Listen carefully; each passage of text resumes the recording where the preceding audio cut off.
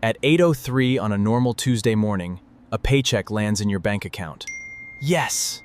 You pay the rent, the electric bill comes out. Groceries take another piece, maybe there's a car payment, a phone bill, a streaming subscription you forgot you still have. Then you look at what's left. Maybe it's $300. Maybe it's $700. Maybe it's $1,500. And the question is simple. What if, instead of spending that leftover money, you invested every extra dollar? Not once, not when the market looked good. Not when you felt confident, every month, for years. At first, almost nothing would seem to happen. That's what makes the idea so strange. You could spend years putting money into investments and still feel like you're getting nowhere. The account balance might move up and down. Some months you'd see a gain. Other months you'd watch part of it disappear on a screen. And yet, somewhere underneath those small deposits, something would be changing. Your money would slowly stop being just money you earned. It would start becoming money that could earn more money. That's where the story gets interesting, because investing every extra dollar doesn't magically make someone rich.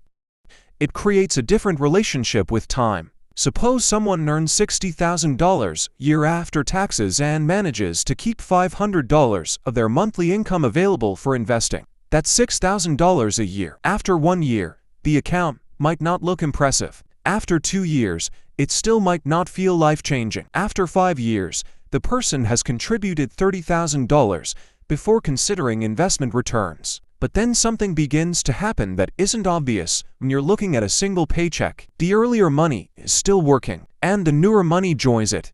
The dollars from year 1 don't retire just because year 2 has started. They stay invested. If the investments grow, those gains remain invested too.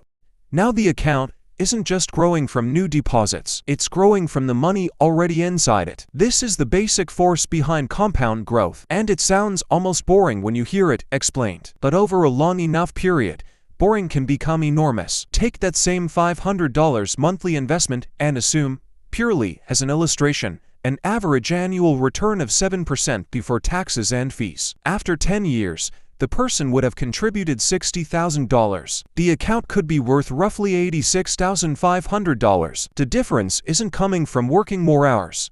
It isn't coming from getting a second job. It's coming from growth happening on top of previous growth. After 20 years, the person would have contributed $120,000. At that same hypothetical 7% average return, the account could be around $260,000. Now the gap is much harder to ignore. The person put in $120,000. The investment growth could account for roughly another $140,000. And then comes the part people often underestimate. 20 years is not the end.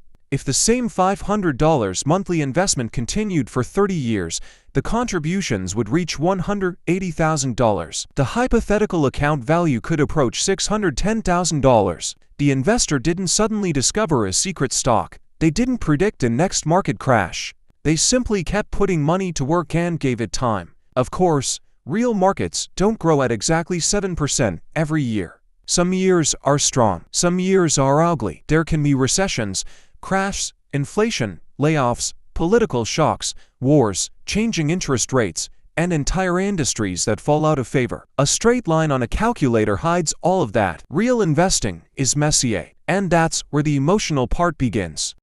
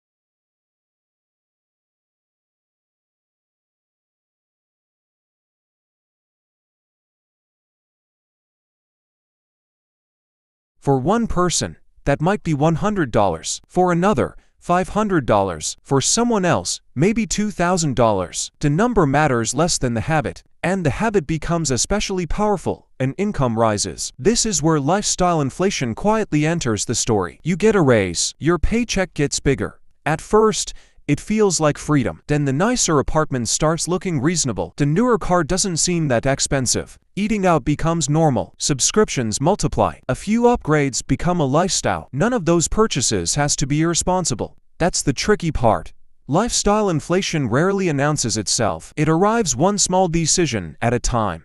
A person who earns $4,000 a month might live on $3,500 and invest $500. Then their income rises to $5,000. If spending rises to $4,500, the investment stays at $500. The person earned more, but their wealth building speed didn't change. Now imagine a different path. Income rises to $5,000.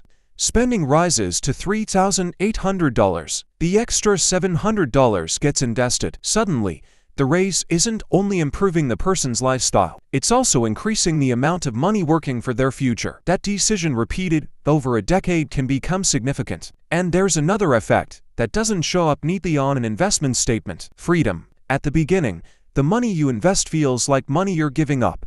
Later, it can become money that gives you options. Maybe you can leave a job you hate without immediately panicking.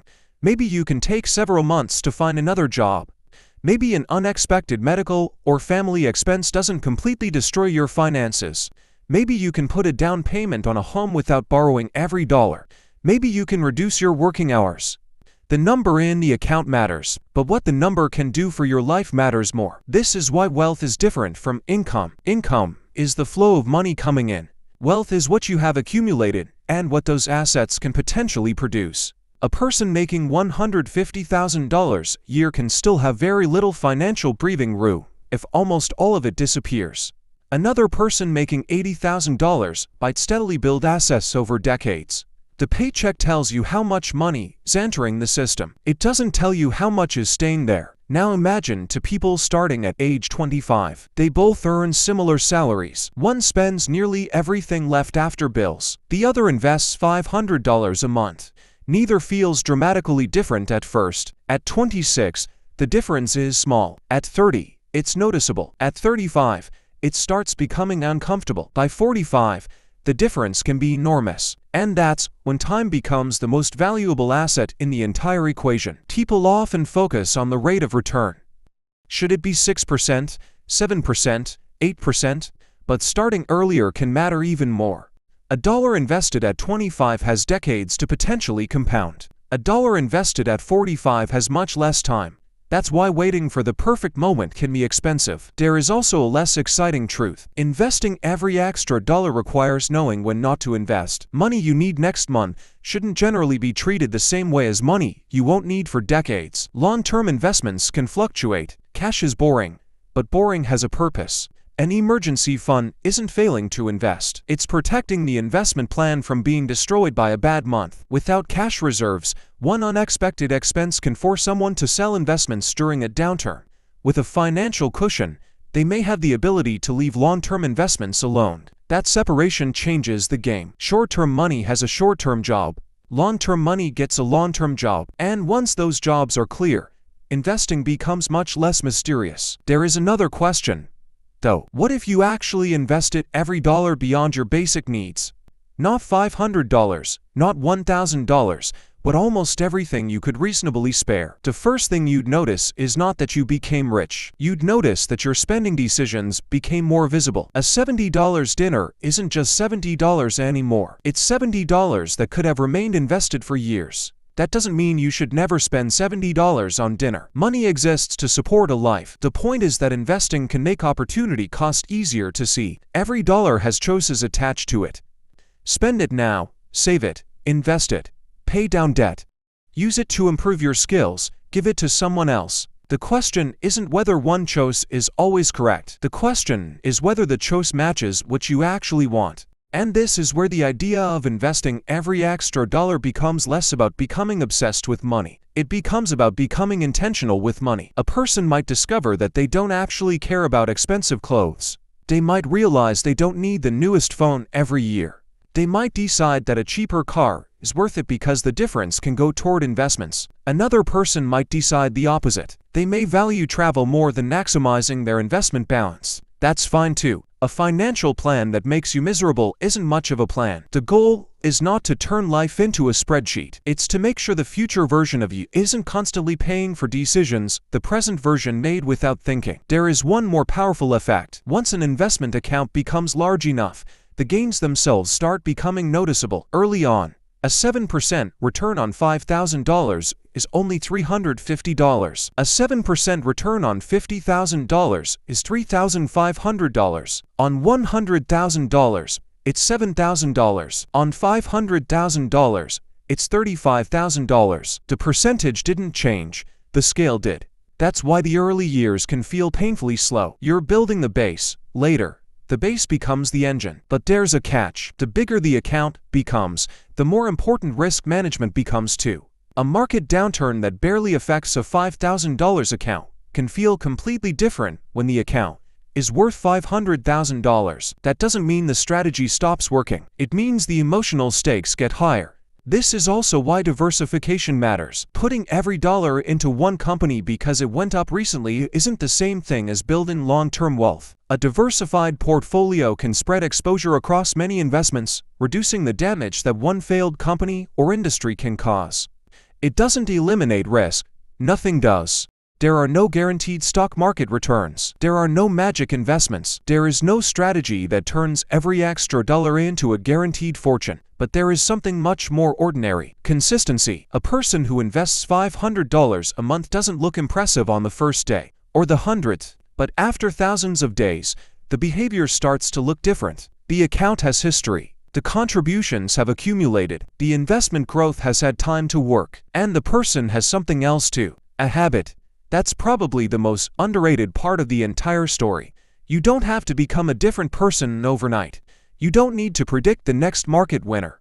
You don't need to stare at financial news every morning. You need a system that moves money toward your future before the rest of the world gets a chance to spend it. That system could be automatic contributions to a retirement account. It could be a diversified investment portfolio.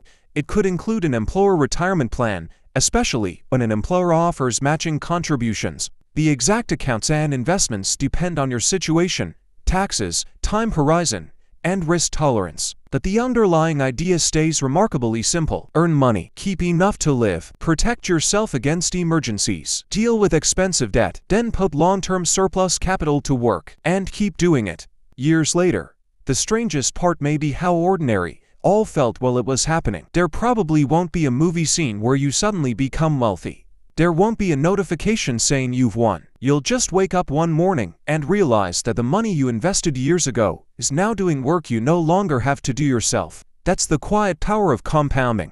It doesn't demand attention every day. It demands time. And time is exactly what most people spend without thinking about it.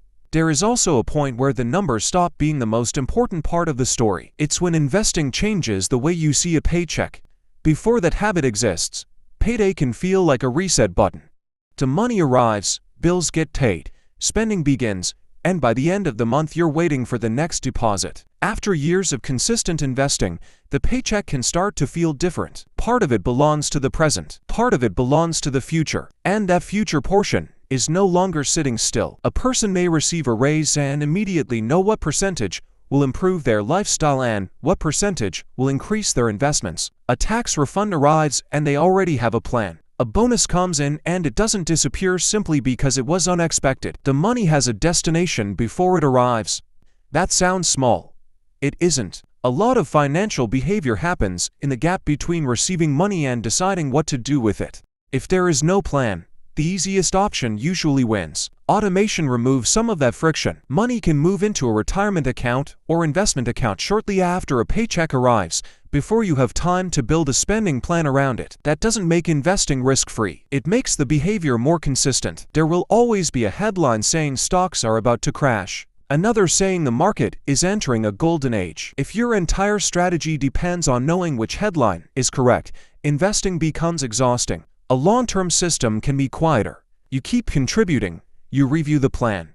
You adjust when your life changes. You don't need to turn every market movement into a personal decision. At $5,000, a $500 drop is uncomfortable. At $100,000, the same percentage move can mean thousands of dollars. At $500,000, a normal market decline can create a number that looks like a yearly salary disappearing from a screen. The instinct is to do something, but sometimes doing less is the harder decision. The investor who understands that volatility is part of owning long-term assets has an advantage. Your salary has limits. Invested capital is different. It doesn't need a lunch break. It doesn't take a vacation. It can continue existing while you're asleep. That's the shift people are often chasing when they talk about financial independence. Not a mansion, not a sports car, just the ability to say no when you need to. The number in the investment account becomes a form of flexibility. What would happen if you invested every extra dollar? You might discover that wealth isn't mainly about having more things. It's about having more choices. The interesting part is that none of this requires a dramatic beginning. It can start with $50, then $100, then $250. The amount can change as your life changes. What matters is that the direction stays consistent. A raise doesn't have to create a bigger lifestyle, it can create a bigger future. A paid-off debt doesn't have to create a new monthly expense. It can create a new investment contribution. A side income doesn't have to become another reason to spend. It can become another stream feeding the same long-term plan. Over decades, those decisions can separate to people who started in almost identical places, not because one was smarter, not because one had a secret. Sometimes the difference is simply what happened to the money after it arrived, because 30 years from now, the purchases you made today will be gone. The money you invested may still be there. A $500 contribution doesn't look like freedom. It looks like $500 you didn't spend. But repeat it long enough, and the meaning changes. Because money compounds, so do habits. And both are working, even when you can't see the result yet. They bought you options. At 8:03 on a normal Tuesday morning, a paycheck lands in your bank account. Yes!